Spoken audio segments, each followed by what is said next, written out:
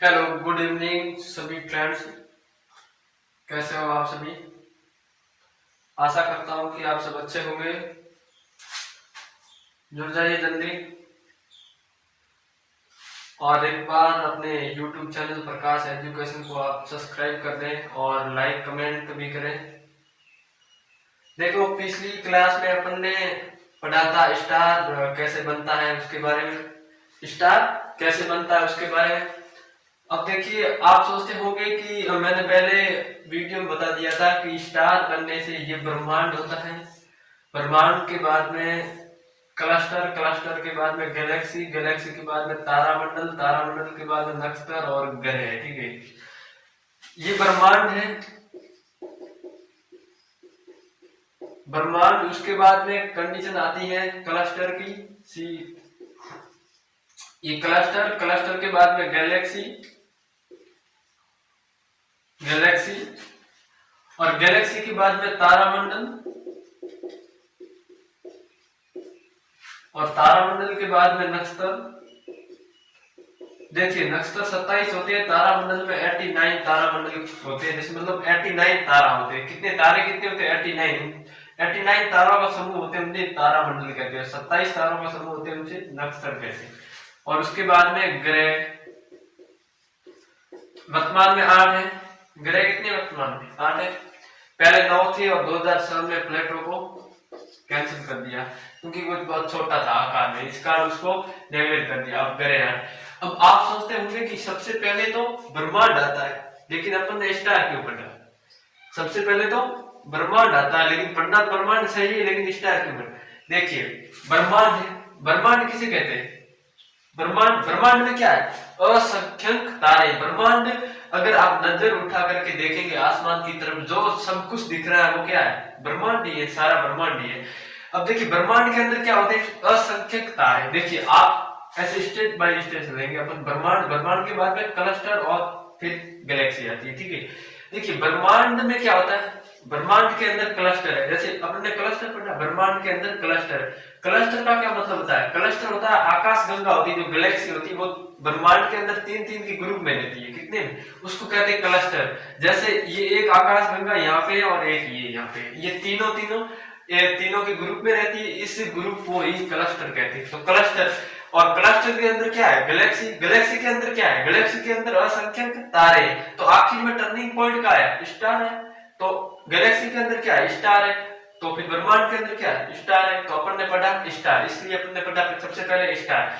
Star में मैंने आपको बता दिया था कि स्टार कैसे बनता है। पहले विरल गैस होती है, फिर बाद में केंद्रित होने के बाद में नेबुला बनता है।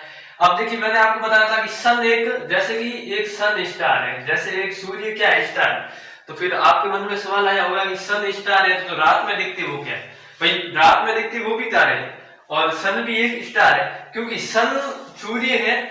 जो अपने सूर्य अपन को किस प्रकार आपको पहचानते हैं सूर्य? क्योंकि सूर्य अपना करीबी स्टार है, क्योंकि अपने सबसे नजदीकी स्टार सूर्य है, इस कारण अपन सूर्य को पहचानते हैं और इसका एक नाम भी है सन, वो सूर्य।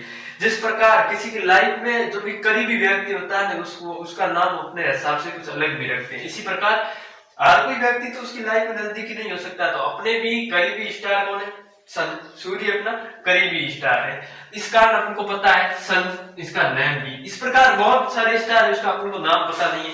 जैसे ये आपको एक और यहाँ से क्वेश्चन आ सकता है स्टार के अंदर कि अपना सबसे नजदीकी ब्रह्मांड का या फिर मंदाकिनी का सबसे नजदीकी तारा, या फिर अपना सबसे नजदीकी तारा क्या कौन सा है? सन, यानी सूर्य। नजदीकी तारा कौन है? सूर्य, स्टार। और सूर्य का नजदीकी तारा है प्रोक्सिमा सेंचुरी। ठीक है, ये दो। इसके बाद में सन हो गया था अपने। अब स्टार, अपन पढ़ेंगे ब्रह्मांड। आज पढ़ेंगे अपन क्या? ब्रह्मांड। और एक बात ये भी ध्यान रखना कि जो ये अपनी अर्थ है और अर्थ और सूर्य के बीच की दूरी कितनी है, तो ये आपको बता दें कि 14 करोड़ यानी 14 करोड़ और 9.6 लाख किलोमीटर। ठीक है, इतनी दूरी है। किसकी दूरी है? पृथ्वी की व सूर्य के बीच की दूरी। सूर्य के बीच की दूरी, पृथ्वी व सूर्य के बीच की दूरी कितनी है? देखो, 14.96 यानी 14 करोड़ 96 लाख किलोमीटर इतनी इसकी दूरी है, पृथ्वी व सूर्य के बीच की दूरी है। तो देखिए अपन, अब जैसे आपने पढ़ा भी होगा कि सूर्य की किरण पृथ्वी पर आने में कितना लगभग 8 मिनट लेती है, कितना 8 मिनट।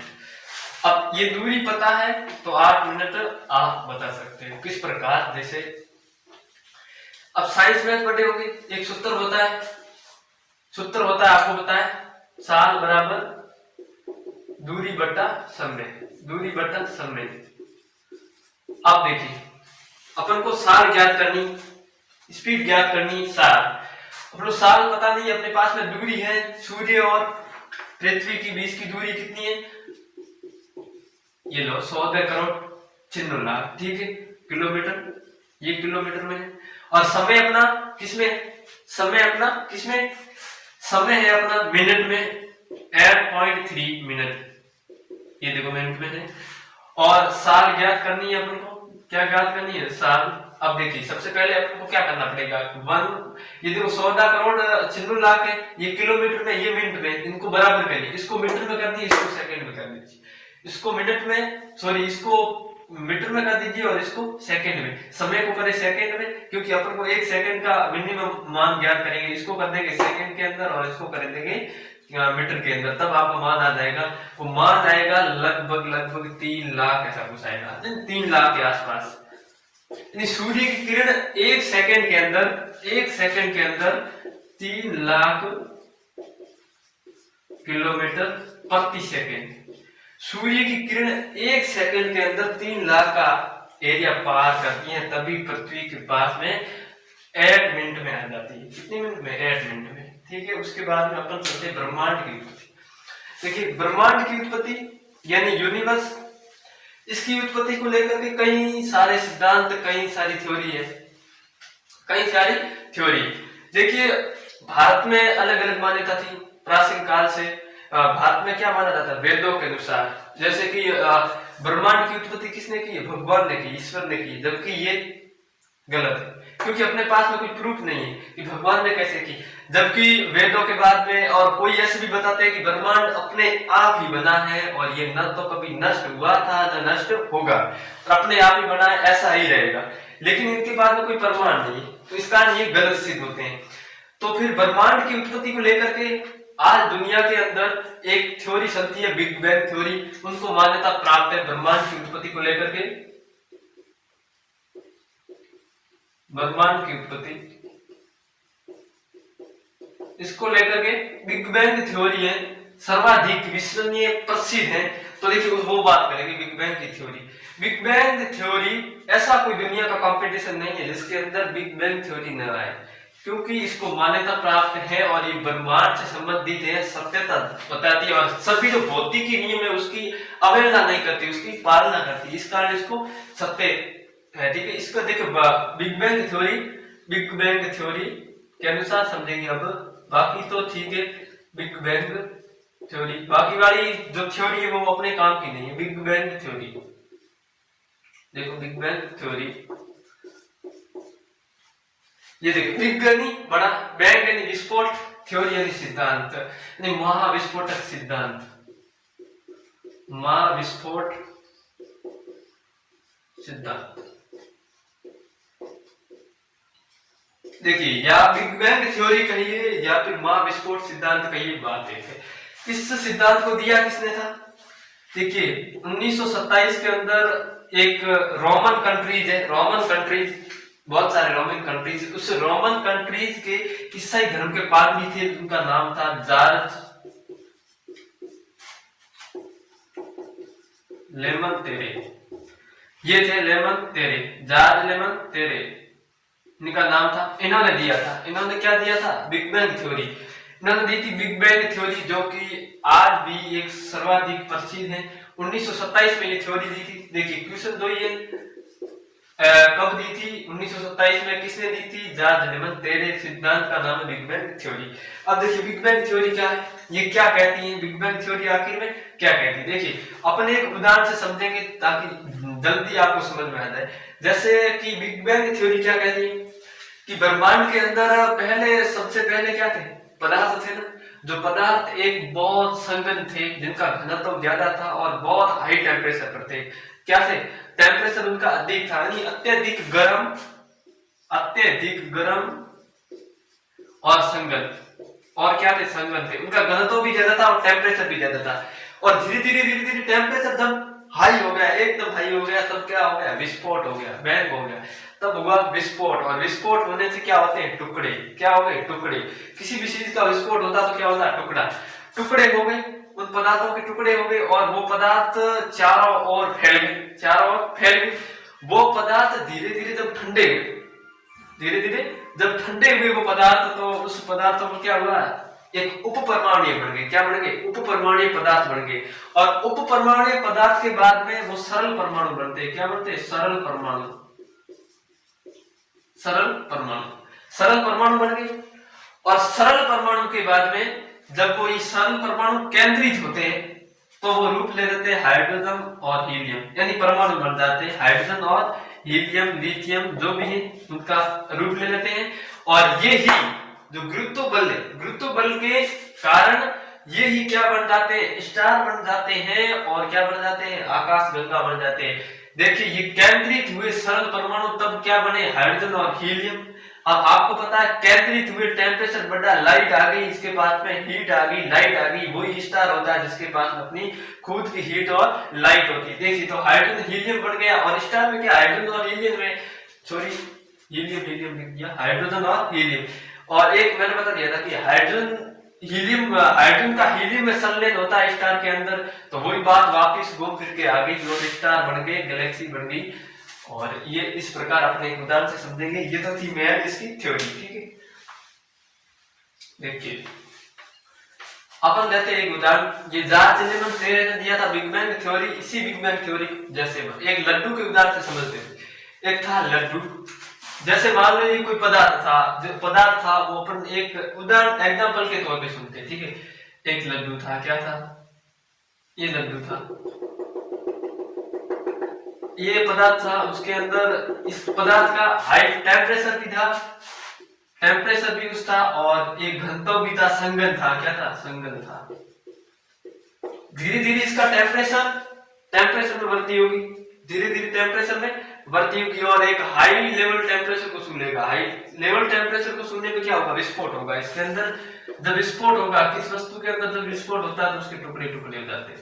तो इसके अंदर विस्फोट होने के कारण इसके टुकड़े टुकड़े चारों ओर फैल जाएंगे,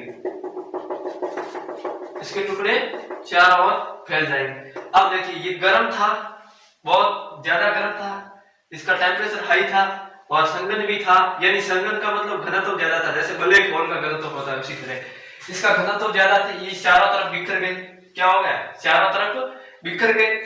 बिखरने पर जो इनकी गर्मी थी वो तो उनके पास नहीं थी, टेम्परेचर तो इनका पास में बिखरे, तो क्या हुआ, विस्फोट हुआ था और अत्यधिक तापमान हो गया। अब जब ये पदार्थ, ये बिखरे हुए पदार्थ जब क्या हुआ, ठंडे होने के बाद में ये पदार्थ ठंडे हुए, तब उप परमाणुीय कण बन गए। किसे, उप परमाणुीय कण, ये चेंज हो गए उप परमाणुीय कण के अंदर, और उप परमाणुीय कण के बाद में ये चेंज हो जाते हैं सरल परमाणु में। किसमें, सरल परमाणु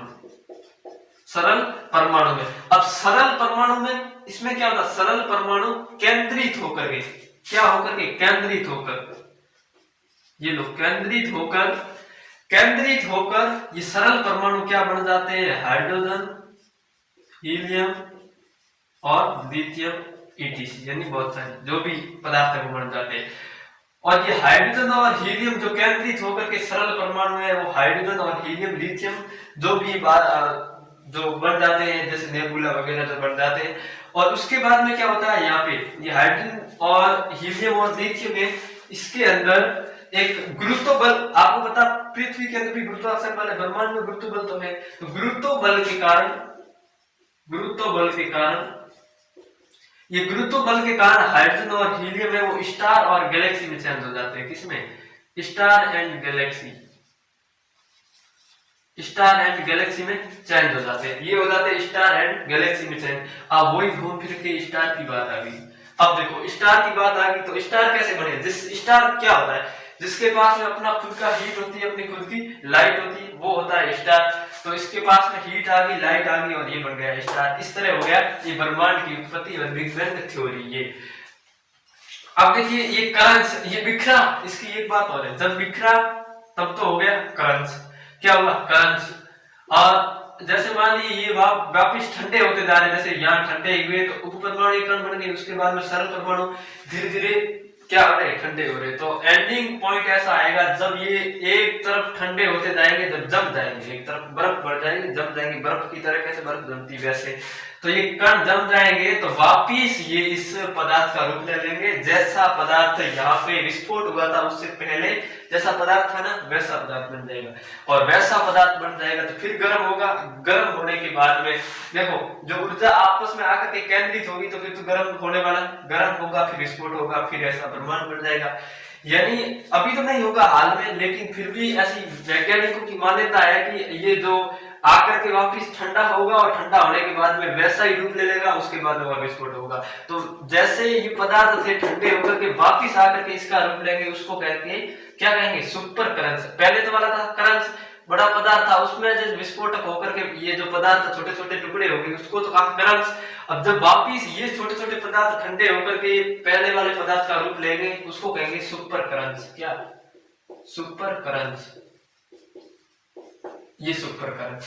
ये हो गई अपनी ब्रह्मांड की उत्पत्ति हो गई। ब्रह्मांड की उत्पत्ति से समझ गए आप। अब आगे क्या? ब्रह्मांड के आगे क्लस्टर, अपन पढ़ेंगे क्लस्टर पढ़ेंगे। क्लस्टर तो क्या है? गैलेक्सी जो तीनों के ग्रुप में रहते हैं उसको कहते हैं क्लस्टर। तो डायरेक्ट आ जाएंगे गैलेक्सी पर। किस पे? गैलेक्सी पर। अब देखिए गैलेक्सी यानी आकाश गंगा। आप बताइए कि हमारी आकाश गंगा का नाम क्या है? हमारी आकाश गंगा का नाम क्या है? हमारी गैलेक्सी, हम किस गैलेक्सी में रहते हैं? हम रहते हैं मंदाकिनी गैलेक्सी में। और उसका 2-3-4 नाम है। दुग्ध मेखला है, मंदाकिनी है, देखिए इसका नाम मंदाकिनी। जैसे हमारी आकाश गंगा अपन पढ़ेंगे गैलेक्सी में। गैलेक्सी, ये गैलेक्सी की उत्पत्ति कैसे होगी? वही बिग बैंग थ्योरी से आपने समझ ली। किस प्रकार कि एक पदार्थ था, विस्फोट हुआ, टुकड़े हुए, ठंडा हुआ, गर्म था पहले से, फिर ठंडा हुआ, उप परमाणु कण बन गया, उसके बाद में सरल परमाणु बन गया, उसके बाद में हाइड्रोजन हीलियम जो गुरुत्व बल के कारण स्टार और गैलेक्सी बन गए। क्योंकि गैलेक्सी में स्टार है तो गैलेक्सी बनने वाली, स्टार बनेगा तो गैलेक्सी बनेगी ऑलरेडी। अब देखिए गैलेक्सी उत्पत्ति तो गैलेक्सी की होगी। गैलेक्सी में क्या है? ब्रह्मांड के अंदर, ये बात ध्यान रखना, ब्रह्मांड के अंदर 100 अरब आकाश गंगाएं। कितनी? 100 अरब गैलेक्सी है। 100 अरब गैलेक्सी है। और एक गैलेक्सी के अंदर 100 अरब स्टार है। कितने? 100 अरब स्टार। एक गैलेक्सी के अंदर 100 अरब तारे हैं और ब्रह्मांड के अंदर 100 अरब आकाश गंगाएं हैं। उसमें से एक गैलेक्सी के अंदर भी 100 अरब से अधिक तारे। तब तारे कितने होंगे? असंख्य, कह भी नहीं सकते कितने होंगे एक गैलेक्सी के अंदर। ये थी गैलेक्सी। अब देखिए अब अपन बात करते हैं अपनी गैलेक्सी की। अपन किस गैलेक्सी में रहते हैं? मंदाकिनी में। किसमें? अपनी गैलेक्सी आकाश गंगा कौन सी है? मंदाकिनी। दुग्ध मेखला। इंग्लिश वालों के लिए क्या है? इंग्लिश वालों के मिल्की वे। इंग्लिश में कहते हैं मिल्की वे। अब देखिए 2-3 नाम हो गए, मंदाकिनी, दुग्ध मेखला, मिल्की वे। अब देखिए अपनी मंदाकिनी के बारे में अपन पढ़ेंगे। ठीक है, मंदाकिनी अपनी गैलेक्सी मंदाकिनी है। जैसे गैलेक्सी,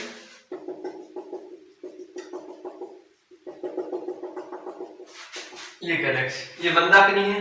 क्या है? मंदाकिनी अपनी आकाश गंगा, मैं लिख देता हूं इंग्लिश में, मिल्की वे। ठीक है। और अपनी आकाश गंगा के यहाँ सेंटर में नहीं है सन, सेंटर में नहीं है, किनारे पे यहाँ है सूर्य। क्या है? यह है सूर्य। क्या है? सूर्य। यह है सूर्य, ये सूर्य, यहाँ क्या है, सूर्य। अब देखिए सन है, यहाँ है सन।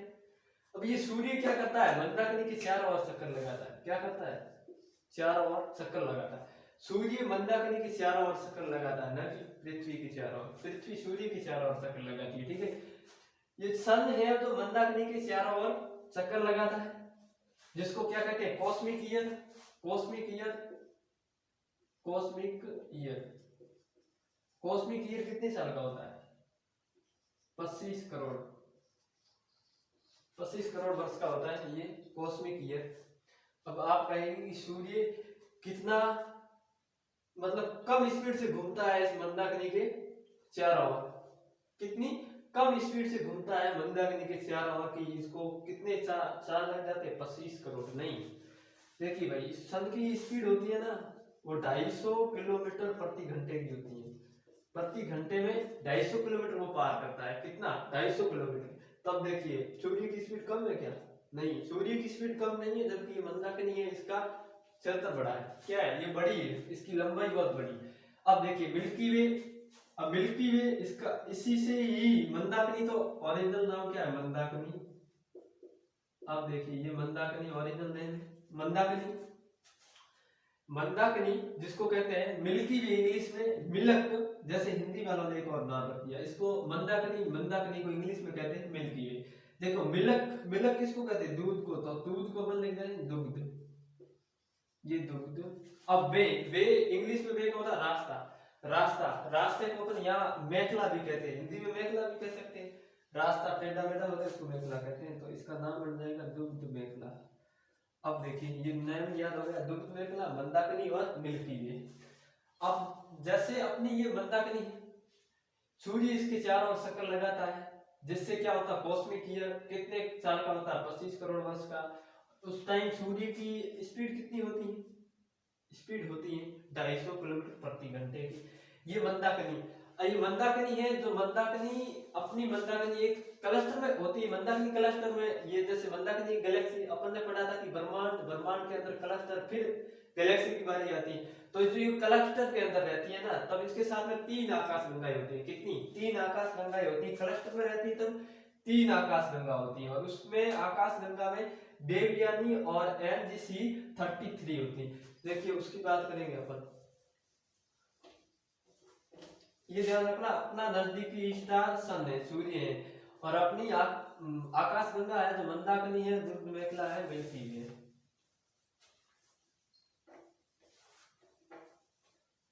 अब देखिए, अब क्लस्टर के अंदर रहेगी गैलेक्सी।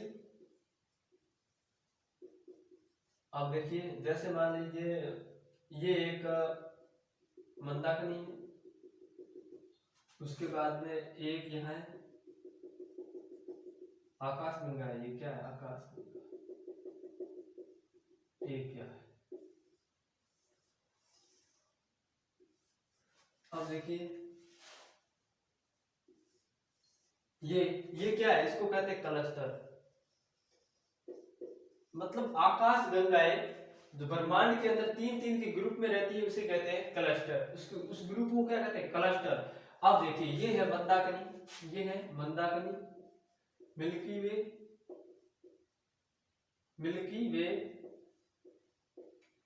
ये है मिल्की अपनी आकाश गंगा, मंदाकिनी। अब देखिए यहां से क्वेश्चन बन सकते हैं दो।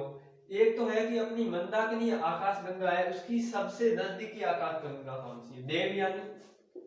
यानी अपनी आकाश गंगा जो आकाश गंगा जो है गैलेक्सी, उसका नाम इंग्लिश में मिल्की वे है, उसकी सबसे नजदीकी आकाश गंगा कौन सी है, उसकी सबसे नजदीकी गैलेक्सी है, वो है, इसका नाम है देवयानी।